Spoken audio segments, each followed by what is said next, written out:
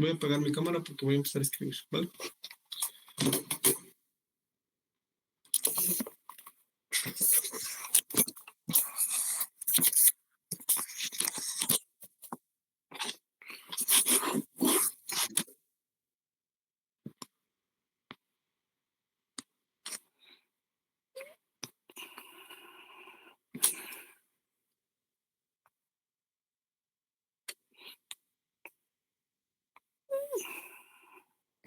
Ok, ahora vamos a ver lo que es la inflación.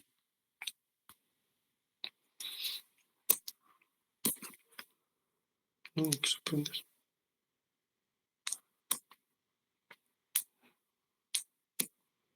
Entro.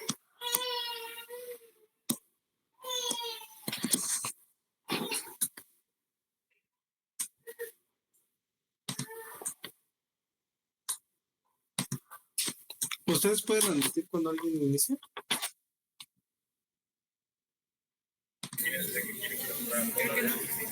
¿Cómo? Cuando alguien quiere entrar, ¿ustedes lo pueden admitir? No. No, profe. Vale, entonces veamos. Vamos a empezar con la inflación. Estoy emocionado porque ya solamente esta clase y la siguiente es teórica. Ya a partir del siguiente martes vamos a empezar a ver lo que son pruebas de hipótesis para ver la normalidad en los rendimientos de las acciones, porque muchos de los modelos que vamos a ver tienen como supuesto la normalidad. Entonces yo creo que ya vamos a empezar a ver cosas con Python, ¿vale? Para que se vayan preparando y vayan descargando lo que tengan que descargar o simplemente vayan metiéndose a Google Colab. Y ya no me voy a detener tanto en la parte de enseñar ciertas cosas porque ya deberían de saber un poco Python, ¿vale?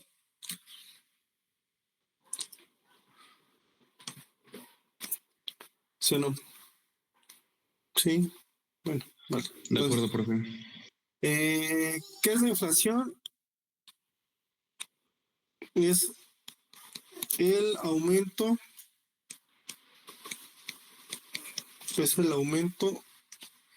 sostenido y generalizado de los precios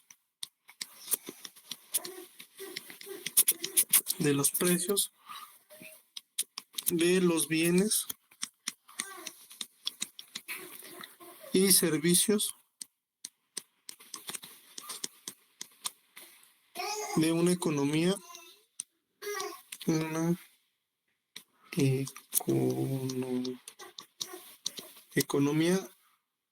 a lo largo del tiempo.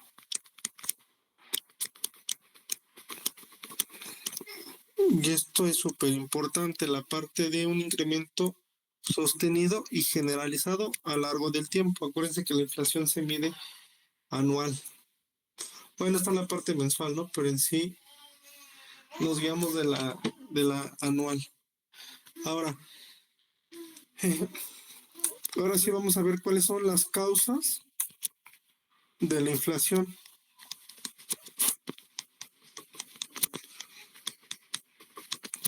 Que de hecho comentaron muchas ustedes, pero aquí las causas de la inflación se clasifican de acuerdo a su horizonte de tiempo. Entonces es clasificación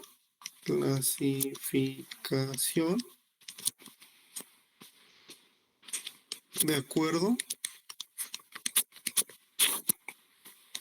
al horizonte de tiempo. Y esto es a largo plazo y de corto plazo. Ahora, veamos cuáles son las de largo plazo. Las de largo plazo Las de largo plazo tenemos exceso de dinero. Exceso de dinero. ¿Qué pasa cuando hay un exceso de dinero? ¿Está perdiendo su valor? ¿No? Aumenta la demanda. Exacto, ¿no? Y incrementa la demanda. Entonces, al tener más dinero, las personas demandarán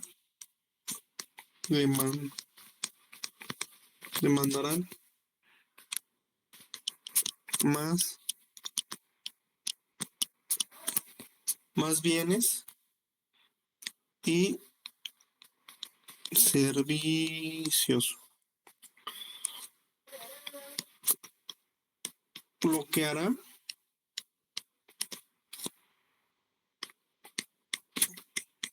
que los precios incrementen. Entonces, si los precios incrementan, si la inflación sube y el gobierno dice vamos a subirles a todos el sueldo, el 10% que fue la inflación, ¿qué va a pasar? Pues la gente va a tener 10% más de dinero. Y entonces, ¿qué va a hacer? Va a empezar a comprar más. Y si compra más, los precios van a subir. Y entonces, si les volvemos a subir el sueldo, van a seguir gastando de igual forma, ¿no?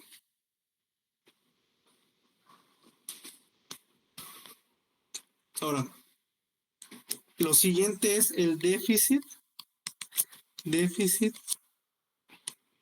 fiscal. ¿Alguien sabe qué es el déficit fiscal? Cuando el gobierno gasta más de lo que recauda. Exacto. ¿Y eso por qué generaría inflación? Porque el país se encuentra en deuda. ¿Y qué más? Por la parte de las expectativas, la deuda genera como expectativas malas sobre la economía y tienden a inflar los precios. Ok, veamos.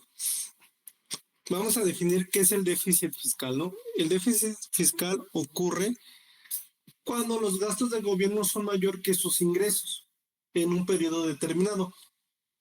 Generalmente se mide en años, ¿vale? Entonces vamos a poner primero la definición de déficit fiscal. El déficit fiscal ocurre cuando los gastos del gobierno son mayores que sus ingresos.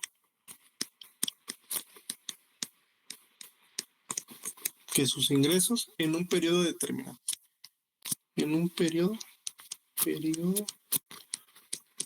determinado.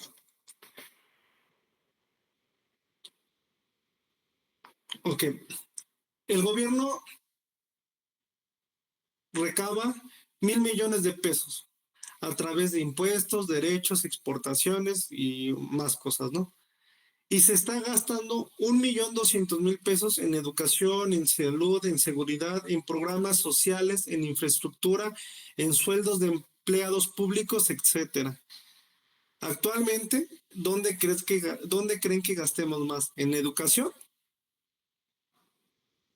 O bueno, que el gobierno, ¿dónde cree que gaste más? ¿En educación? Los programas sociales. Los programas sociales. Exacto. En educación no gasta. En salud tampoco. En seguridad tampoco. En programas sociales, sí. En infraestructura, Tampoco. No, ¿no?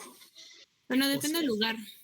O sea, sí, pero Solo en ciertas zonas. No. Pues sí gastan, pero no asignan lo que deberían. Ha habido A algunas obras como el Tren Maya o estos proyectos grandes Exacto, eso es infraestructura, el Tren Maya, los aeropuertos, la refinería, las presas, y cómo está gastando actualmente el gobierno y el gobierno pasado. Pues bastante, ¿no? Y además, eso actualmente no está generando ingresos. Eso solamente es un gasto. Para el siguiente año, lo que se gastó en infraestructura y en programas sociales no está generando ingresos para el país. Entonces, ¿qué está pasando con el déficit fiscal actualmente? Está aumentando.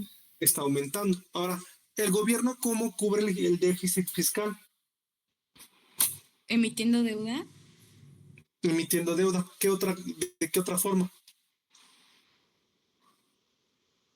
Subiendo los impuestos. No. Bueno, sí, también podría ser. Subiendo las tasas, ¿no? Subiendo las tasas. Ok. Se cubre de tres formas. Uno, pidiendo prestado.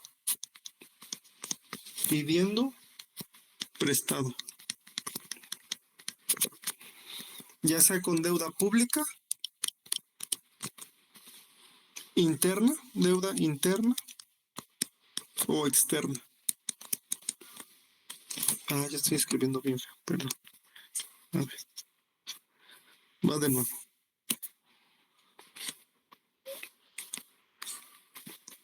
Uno, pidiendo prestado. Deuda interna o externa. Dos, lo que dijo su compañera, emitiendo deuda.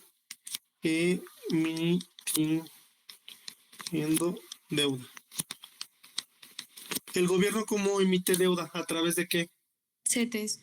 De los bonos del tesoro, ¿no? Ok, CETES y bonos de gobierno, ¿no?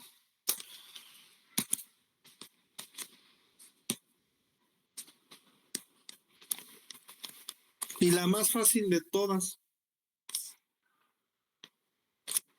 imprimiendo más dinero.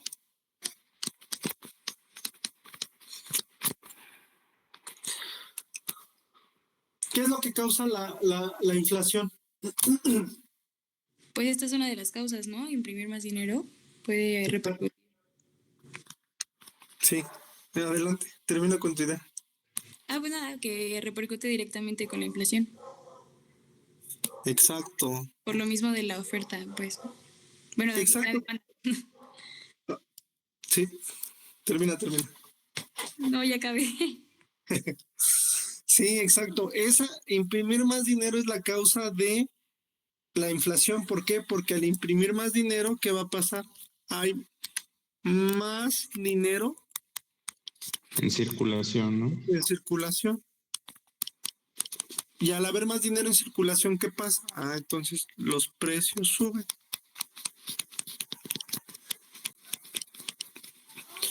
Porque emitiendo deuda, pues al contrario, ¿no? Si el banco emite más deuda, ¿qué pasa? Pues la gente, o sea, hay más CETES y más bonos en el mercado, entonces, pues la gente podría comprar más bonos, es decir, podría guardar más su dinero. Ahí a quién le repercute, pues al gobierno, ¿no? Porque el gobierno va a tener que ver la forma de pagar esos intereses, ¿no? O bueno, de pagar esos rendimientos, porque acuérdense que tú le das 9.89 pesos al gobierno y el gobierno te tiene que regresar 10 pesos, ¿no? Cuando compras un set. Entonces, si emitimos mucha deuda, el Banco de México tiene que ver de dónde saca esos 11 centavos para poder dártelos al final, ¿no? Entonces, pues esta no es una opción tan viable. Pidiendo prestado, pues te vas a endeudar con algún otro país o te vas a endeudar internamente contigo. Entonces lo más fácil es, pues imprimo más dinero. Y al imprimir más dinero, entonces genero más dinero en circulación. Y al haber más dinero en circulación, entonces la oferta incrementa. Y si la oferta incrementa, entonces los precios suben. Entonces, esta parte del déficit fiscal es una de las principales causas de la inflación, ¿vale? Ahora, la siguiente es las políticas inconsistentes. Vamos a ver.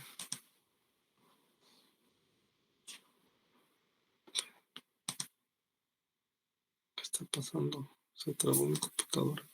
Oh, no.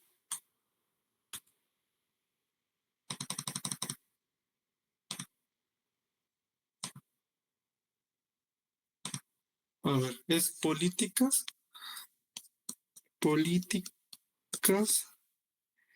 inconsistentes.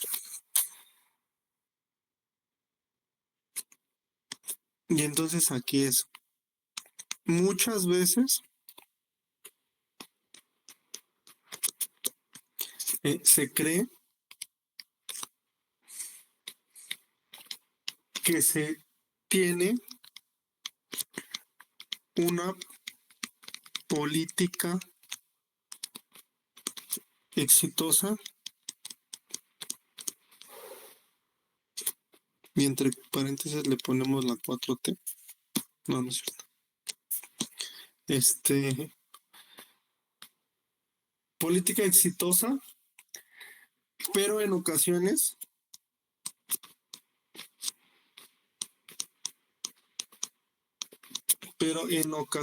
puede provocar cierta inercia sobre la inflación.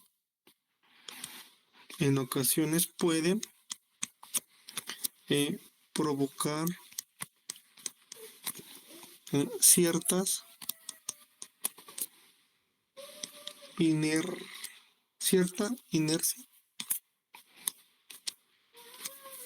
Si no le van entendiendo, me dicen.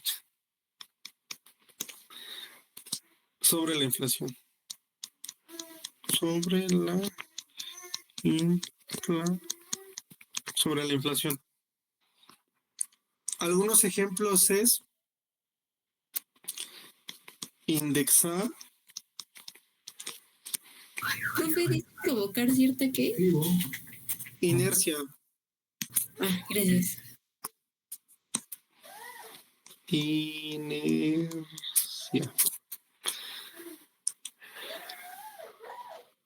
Indexar los salarios a la inflación. Incrementar los programas sociales.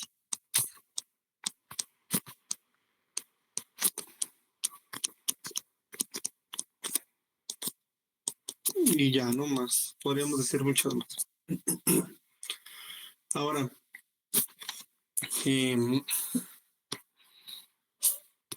vámonos. Estas son las de largo plazo, ¿no? El exceso de dinero, el déficit fiscal y las políticas inconsistentes. Esas son causas de la inflación, pero que se ven a largo plazo. Las que se ven de inmediato,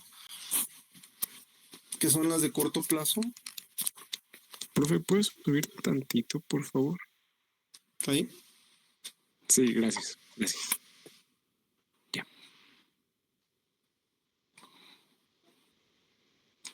Espérenme que tengo un mensaje. Ok.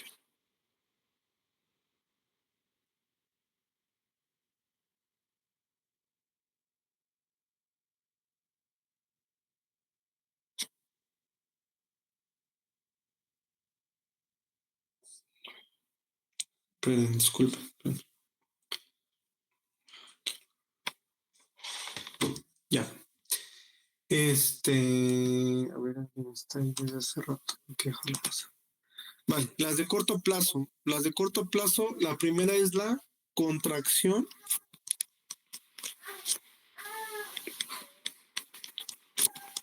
de la oferta.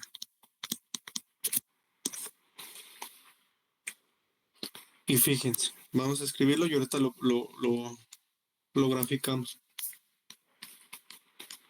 De decremento de la oferta, no de la demanda, de la oferta, debido al aumento de los costos asociados a los procesos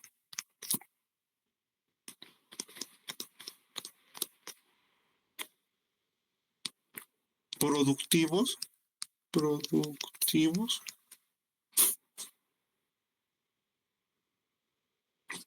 por ejemplo, el aumento del petróleo.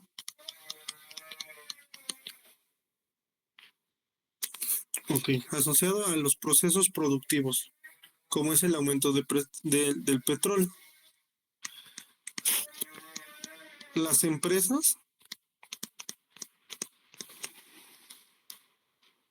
aumentan sus precios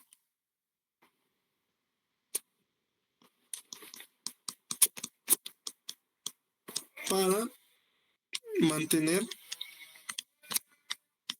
sus ganancias. Y se acuerdan, esto es algo de lo que habíamos hablado la clase pasada. Vamos a ver.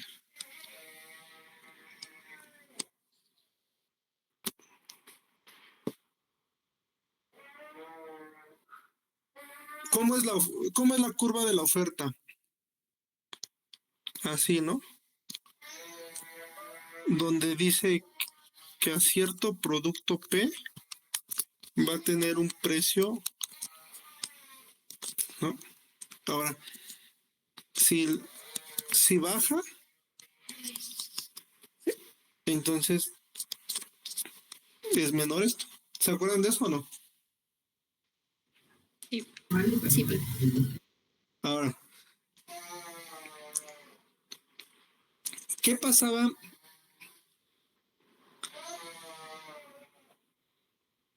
con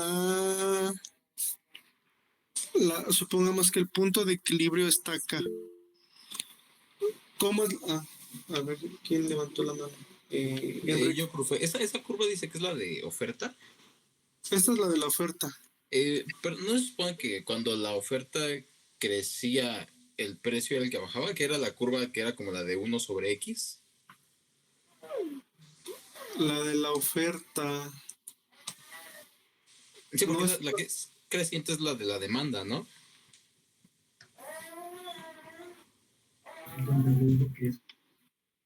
No, mira. Vamos a verlo.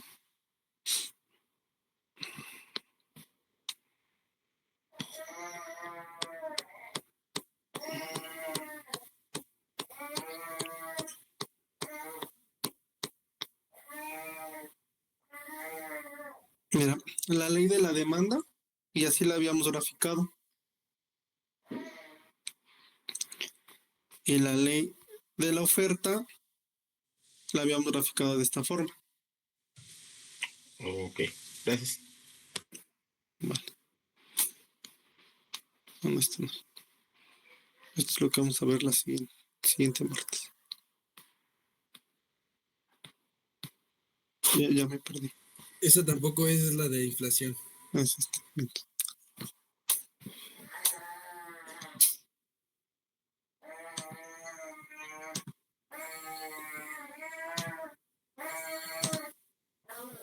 Vale, entonces, esta es la curva de la oferta, ¿no?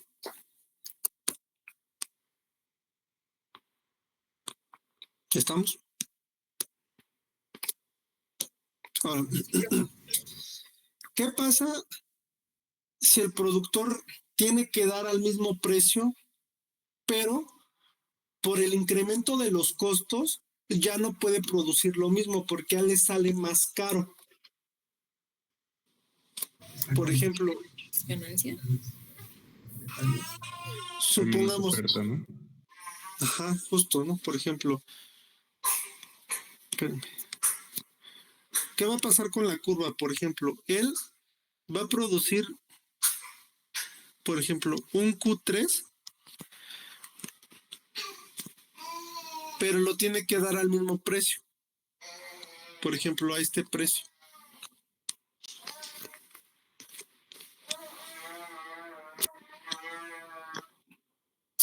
Ahora, ¿por qué lo tiene que dar al mismo precio? Porque en el mercado hay una competencia, ¿no? Y a lo mejor, si lo da a un precio diferente, pierde. Pero ¿qué crees? Él ya no puede producir más, ya no puede producir Q1. Q1 es mayor que Q3. ¿Por qué? Porque con los recursos que tiene solamente le alcanza para producir Q3, ya no le alcanza para producir Q1. ¿Por qué? Porque incrementó el aumento del precio en el petróleo. Entonces, ella no puede invertir en más gasolina, en más materia prima, a lo mejor cuando transporta su mercancía, pues a lo mejor ya no se lleva un camión grande, no se lleva una camioneta más chiquita este, para que pueda trasladar sus productos. Espérenme, denme un minuto.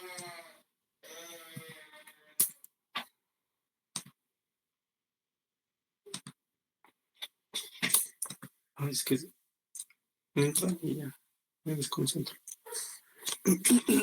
Entonces, al momento de producir menos al mismo precio, ¿se acuerdan qué pasaba en la clase, bueno, en la clase anterior? ¿Qué era lo que pasaba cuando veíamos este movimiento? ¿Qué pasaba con la curva? Se desplaza hacia la izquierda. Exacto, ¿no? La curva se desplaza hacia la izquierda. Entonces ahora mi nueva curva de oferta va a ser esta. Ahora, si nosotros vemos la oferta, la curva de la demanda, miren, chéquense, todavía voy a borrar esto todavía.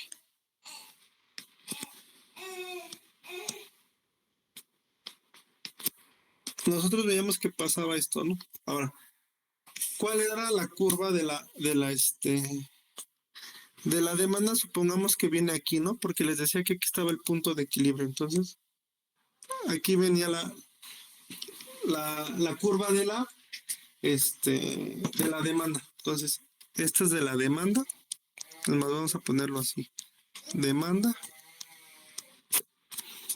Y acá es la de la oferta. Entonces, supongamos, ¿no? Esa es la curva de la oferta y la otra es la de la demanda. Ahora, ¿qué pasa si yo tengo que desplazar mi curva de la oferta? Ah, ok. Entonces, como desplazo la curva de la oferta, ahora va a ser esto. ¿Qué pasa con el punto de equilibrio? Igual cambió, ¿no? Pues ya no va a ser el mismo.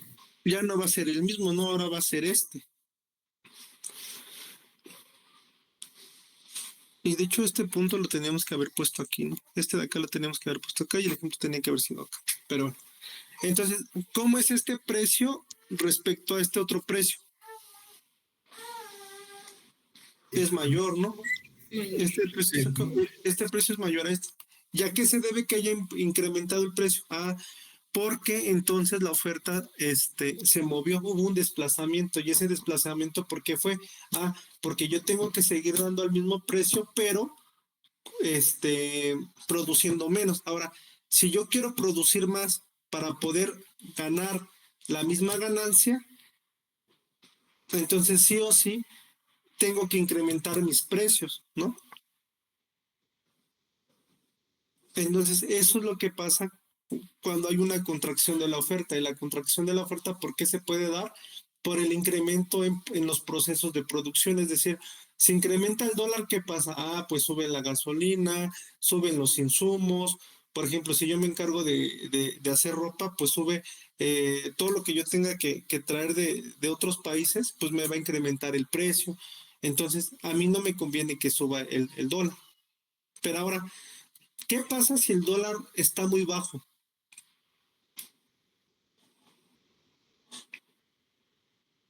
Eso me conviene. las importaciones, cuando el dólar está muy bajo, están más baratas, ¿no? Y también Ajá. algunas cosas que las empresas llegan a veces a tener que importar están en dólares y esas cosas están involucradas en su proceso de producción. Entonces pueden abaratar costos. Y entonces, ¿es bueno o es malo que el dólar esté bajo? Para Depende algunos. para quién.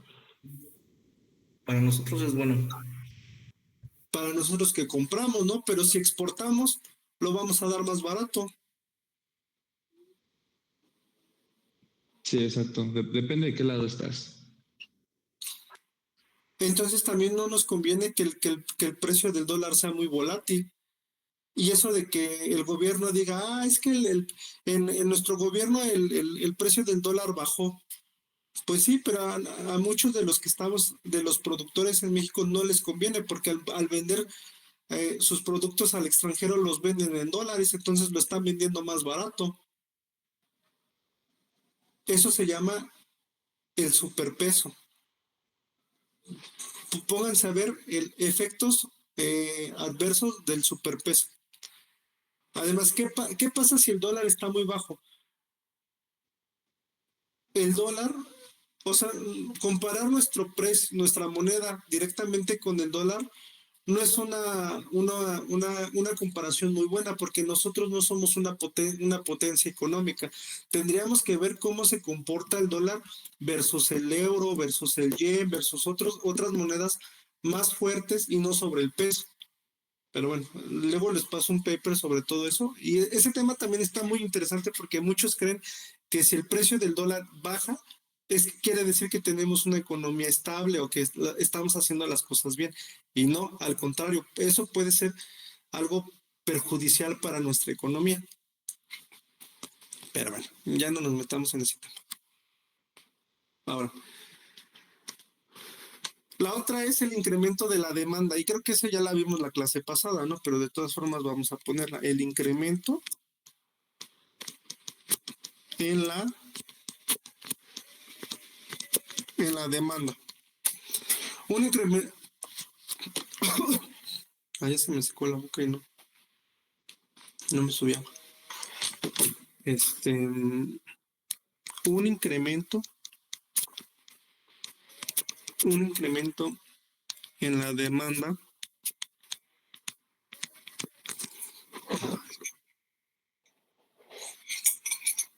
o hace mucho calor o ya me emociono.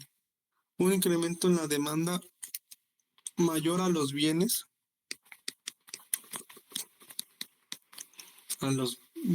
y servicios, bienes y bienes y servicios que una economía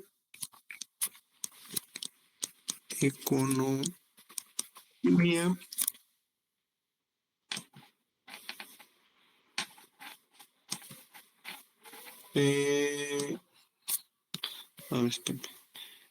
Sí, que una economía puede producir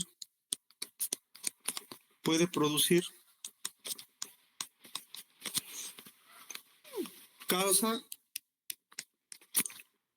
un aumento en los precios, ya que hay mucho dinero persiguiendo pocos bienes, ¿no? Ya que hay mucho dinero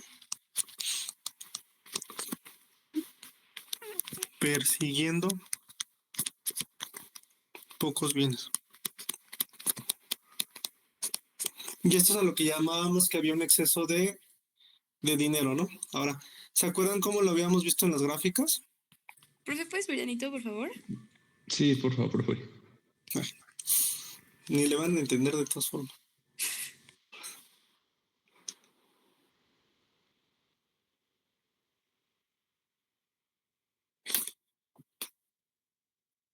Tú me dices. Es Verianito, por favor. Bueno, a ver, lo voy a leer. Dice, incremento de la demanda. Un incremento en la demanda mayor a los bienes y servicios que una economía puede producir causa un aumento en los precios, ya que hay mucho dinero persiguiendo pocos bienes. Eso le llamamos a que hay un exceso de dinero en circulación. Eso ya no lo apunté, pero ahí lo apunto, ¿no? Es un exceso de dinero en circulación en una economía. Ahora, ¿por qué pasa esto? ¿Ya le puedo mover?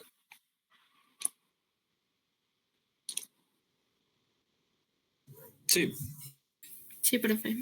Vale. Dolores fue la que dijo que le moviera y ustedes contestan por ella. Pero bueno, Pero sí, ya, gracias. vale, vale.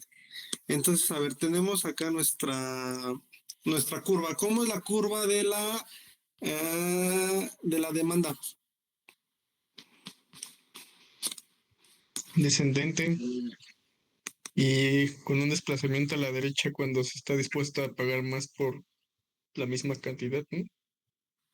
Exacto. Tenemos acá, ¿no? Tenemos el precio y tenemos acá cantidad Q1, ¿no? Ahora, nosotros queremos pagar menos por una mayor cantidad, ¿no? Pero ahora, y yo les decía, ¿qué pasa si por el mismo precio ustedes exigen más bienes o más servicios o más cantidad? Es decir, por el mismo, por ejemplo, pongamos aquí P3. Por P3 ustedes están dispuestos a obtener Q3 unidades.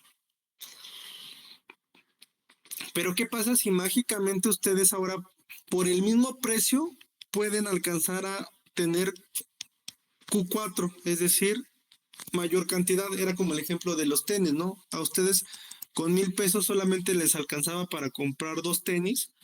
¿Por qué? Porque pues eran todos los ingresos que ustedes tenían, pero como ya están trabajando, pues ahora ya les alcanza para, por el mismo precio, ahora comprarse 4 pares de zapatos, ¿no? Hasta acá.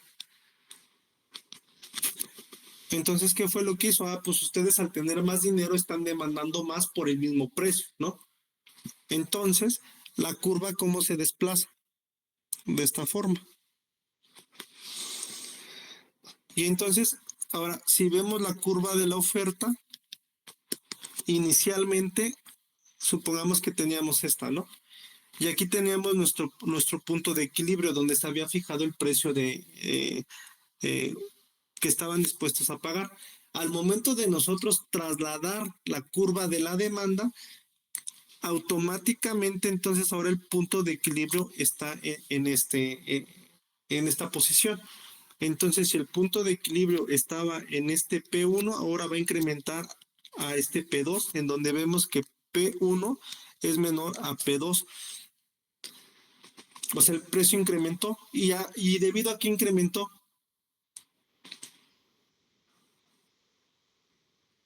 A un exceso de dinero en los adquirientes del producto, ¿no?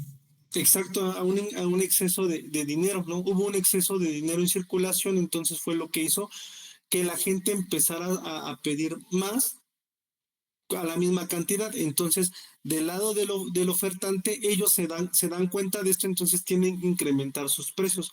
O no simplemente que se dan cuenta, sino también que al haber una mayor demanda, ellos tienen que incrementar su producción.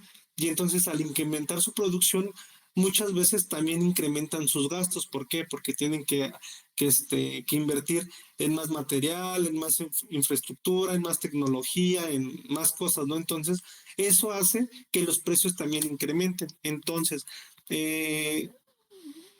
lo que son las consecuencias, sí, las causas de la inflación, a largo plazo tenemos el exceso de dinero, el déficit fiscal y las políticas inconsistentes, ¿no? A corto plazo tenemos la contracción de la oferta y el incremento de la demanda.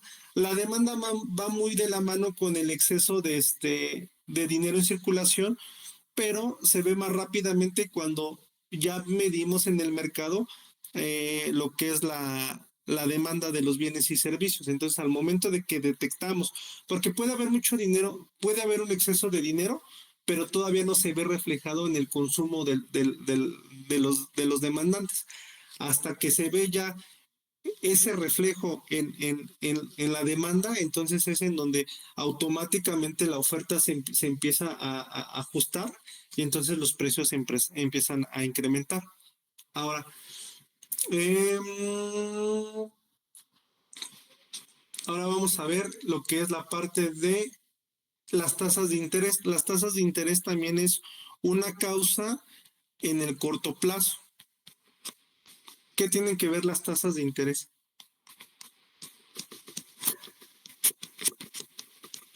Pues justo le ayudan a las personas a elegir entre la disyuntiva de invertir o consumir. Exacto, ¿no? Ya era lo que habíamos platicado al inicio de la clase.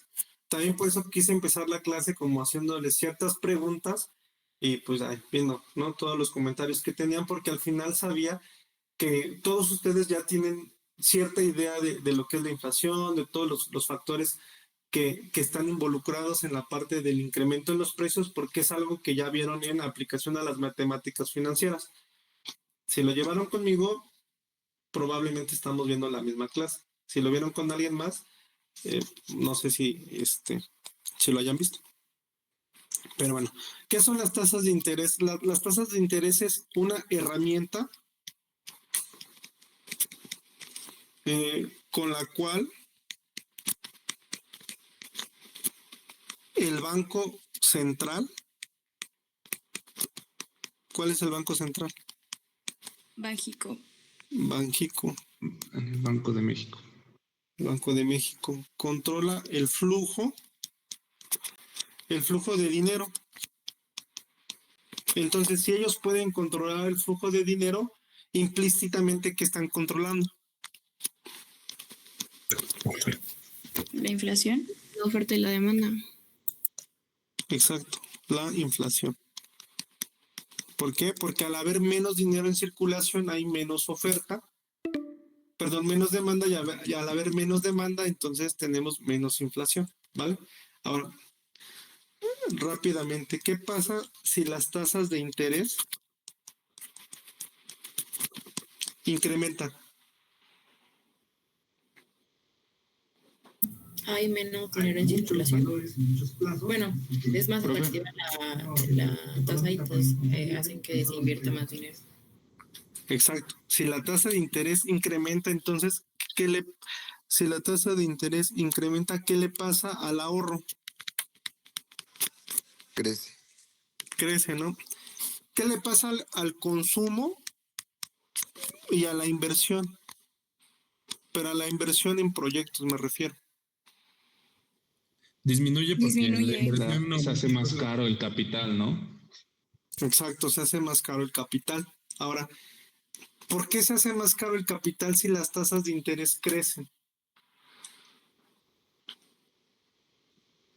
Porque justo las empresas para ciertos proyectos pues piden prestado a una tasa de interés, entonces obviamente tienen que pagar más intereses por ese proyecto. Exacto. Y si le piden a los bancos, ¿por qué incrementan sus tasas? Porque la de referencia está alta. ¿Cuál es la tasa No de pueden referencia? dejar dinero en la mesa, ¿no? Exacto. Pero a ver, ¿cuál es la tasa de referencia? La de CETES, 28 días, ¿no? No, la TIE.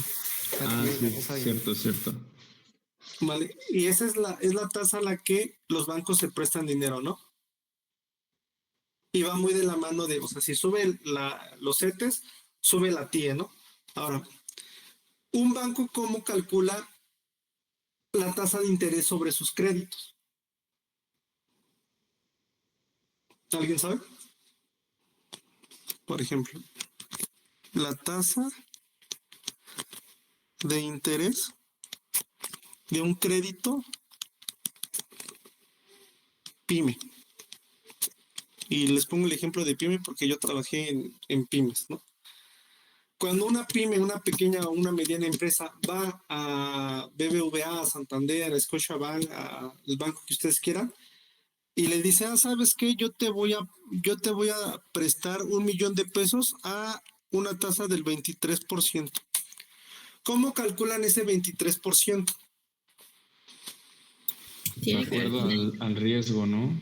Al riesgo de incumplimiento. Al riesgo de incumplimiento, ¿a qué más? Los costos de operación y el rendimiento que se le quiere sacar. La tasa de Ok. referencia. A la tasa de referencia, vale. Es la TIE, que es la tasa de referencia, es decir, cuánto cuesta el dinero en ese momento, ¿no? La TIE. Más gastos operativos, ¿no? Gastos operativos. Más el riesgo, es decir, la probabilidad de incumplimiento de esa pyme, entonces más su PD, la probabilidad de default, más la ganancia, no lo que le quieres ganar, más la ganancia. Más la ganancia. Entonces, los gastos operativos siempre van a ser los mismos para todos, ¿no? Supongamos que es de un 5%. Ahora, la TIE actualmente no sé en cuánto esté, pero supongamos que está en 8%, ¿no? Luego, la probabilidad de incumplimiento a lo mejor de este cliente es del 10%, ¿no? Entonces ahí tenemos 18 a 23, ¿no? Ya lo estamos perdiendo. A lo mejor es del 8%. Del 8%. Y a lo mejor digo, ¿sabes qué? Yo quiero una ganancia del 2%, ¿no? Que en realidad no es así, pero vamos a poner un ejemplo, queremos una ganancia del 2%. Entonces, con esto le estamos pagando el 23% le estamos cobrando el 23% a esta pyme. Ahora, la ganancia pues siempre va a ser la misma, ¿no? Para todos los clientes, los gastos operativos también van a ser los mismos. La probabilidad de incumplimiento a lo mejor no va a ser la misma para todos, pero por ejemplo, esta es una empresa, no sé, una empresa mediana, ¿no? Si es una empresa pequeña, es un poco más riesgosa, entonces a lo mejor en su modelo para calcular la probabilidad de incumplimiento sale que los clientes con pequeños, la probabilidad de incumplimiento es del 10%. Entonces, más el 5%, más el 2% de ganancia, más el 8% de la tasa de referencia, a él le estarían cobrando una tasa del 25%, ¿no? Pero ¿qué? Sí, Profe, ¿qué era lo de después de gastos operativos. operativos? Ujú. Es la PD, la probabilidad de incumplimiento o la probabilidad de default. Ah, ya, gracias. ¿Y después, la ganancia? La ganancia, sí, el margen Gracias. de utilidad que le quieres estar ganando. Gracias. ¿Vale? Ahora, vale, entonces, ¿qué pasa? Bueno, y a ti te va a costar, por ejemplo, por 1 millón te va a costar, veamos en el caso de la pequeña empresa, te va a costar 25% invertir, ¿no? Es decir, yo quiero invertir en mi negocio, entonces no tengo capital, entonces voy a ir al banco, le voy a pedir 1 millón de pesos y a mí me va a costar 25% de ese 1 millón de pesos poder invertir, ¿no? ¿Hasta ahí estamos todos de acuerdo? Sí.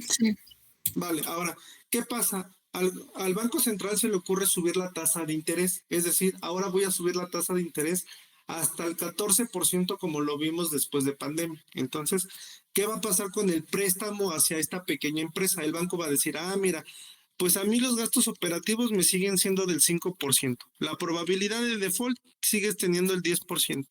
Yo sigo queriendo ganar el 2%, pero ahora a mí me cuesta 14 pesos el dinero. ¿Por qué? Porque la tasa de referencia interbancaria es más alta, es decir, el dinero al que me están prestando el dinero ahora a mí es del 14%.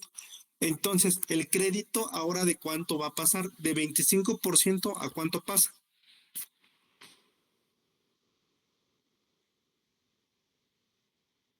¿Cuánto pasa? 31. 31. A 31%, ¿no? Entonces, ya es más caro el crédito, ¿no? Y entonces, por eso cuando la tasa de inversión, la tasa de interés o la tasa de referencia sube, el ahorro sube y el consumo o la inversión baja. ¿Por qué el consumo? Porque yo todo mi dinero lo tengo ahorrado. Ahora, ¿por qué la inversión también baja? Porque a mí me sale más caro invertir ahorita porque el banco me está prestando a un precio más caro. Entonces no me conviene invertir ahorita. Adelante, no sé, no veo tu nombre, pero adelante, David, David. Profe, en su experiencia, ese assumption que hace rato acaba de comentar, que el riesgo se queda igual. Bueno, yo estaba leyendo en uno de los papers, o sea, también puede que aumente el riesgo de incumplimiento cuando las tasas suben, ¿no?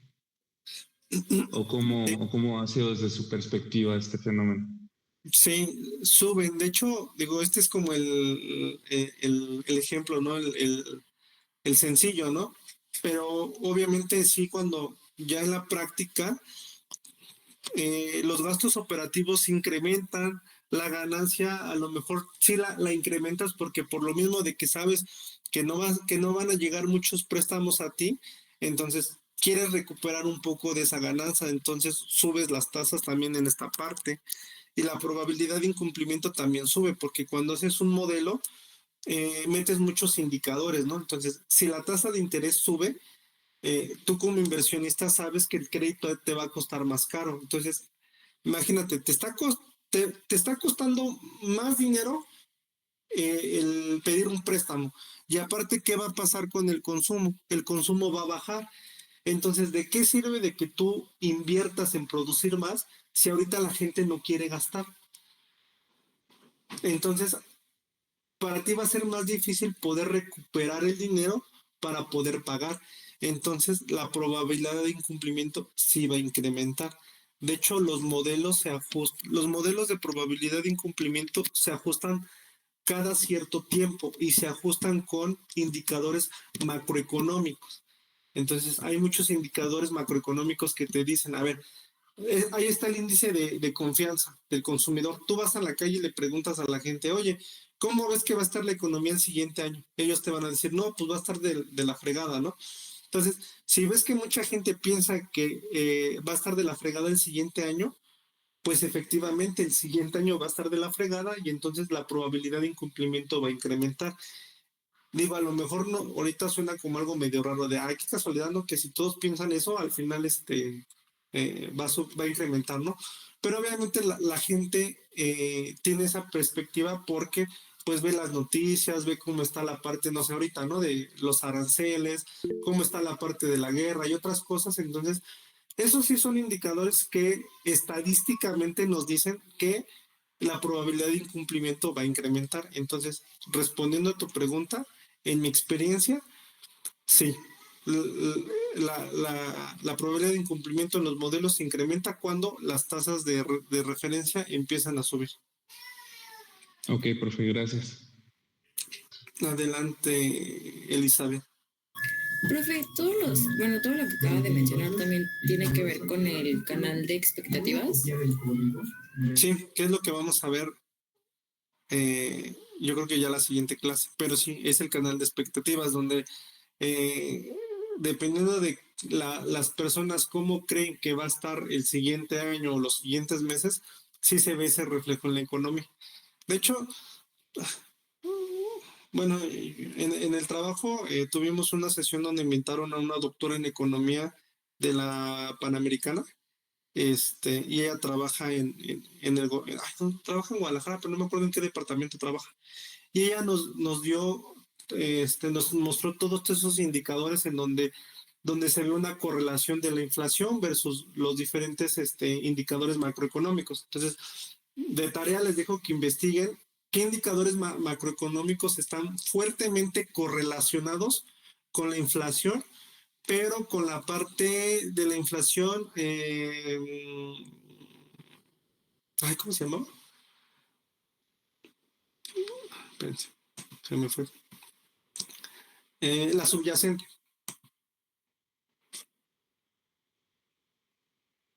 Y ya la siguiente clase lo comentamos, ¿vale? Profe, ¿podría repetir, por favor? Por favor. A ver, de tarea es investigar los indicadores macroeconómicos que están fuertemente correlacionados con la inflación subyacente.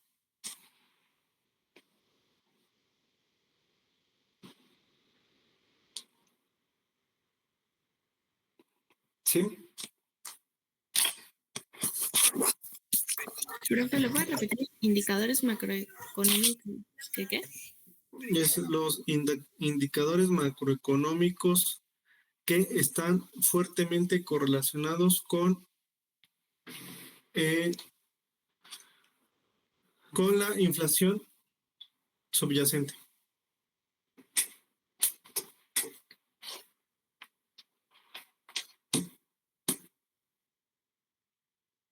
Bueno, de todas formas se las escribo por WhatsApp.